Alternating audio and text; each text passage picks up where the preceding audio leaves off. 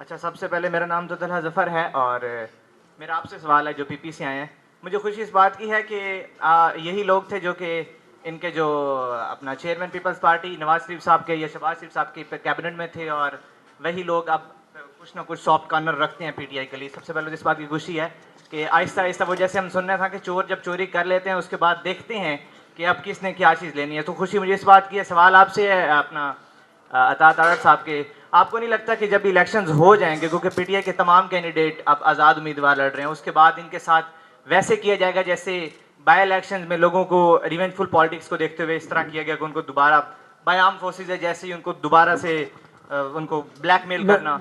मैं पहले बात कर लूं बेटा, आपको जो ट्रेनिंग दी गई है ना, चोर कहना हर एक को, इसको इस पार्ट को अपने जेहन से निकालें। अब चोर चोर चोर, ये इमरान खान साहब ने सबसे बड़ी ज्यादती की है इस यूथ के साथ कि हर एक को ये चोर से अब शुरू करते हैं बात और चोर पे खत्म करते हैं।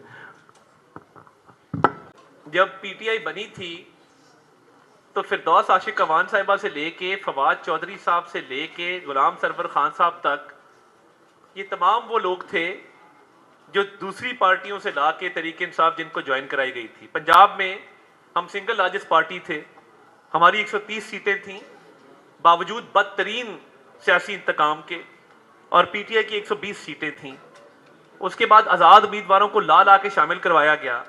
मगर एक फ़र्क आप देखेंगे, हमारे साथ जो पिछले 5 साल हुआ, लोगों के घर तबाह किए गए, लोगों के घर बुलडोज किए गए, फैक्ट्रियां गिराई गई, लोगों की बच्चियों पे पर्चे किए गए।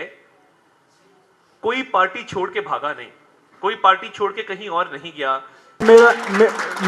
मैं 17 साल का था, मैं 17 साल का था जब अता तारड़ साहब के जो की पार्टी के बानी जनरल ज़ियाउल हक थे, उन्होंने मेरे पे कत्ल का केस भी डलवाया, और इन्हीं के जो चीफ मिनिस्टर थे नवाज शरीफ साहब, 307 भी भुगती। तो हमने तो पार्टी चेंज नहीं की।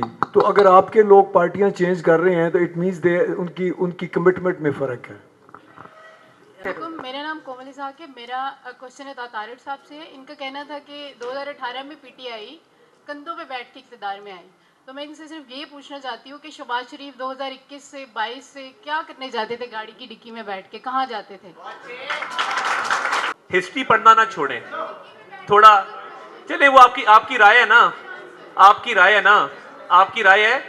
आप डिक्की की बात कर रही हैं, आप जवाब देने दें, आपने पूछ लिया सवाल। आप डिक्की की बात कर रही हैं, इधर दम करवाने जाते रहे हैं, जाली पीर बनवाते रहे। Don't, let's not go there, let's not.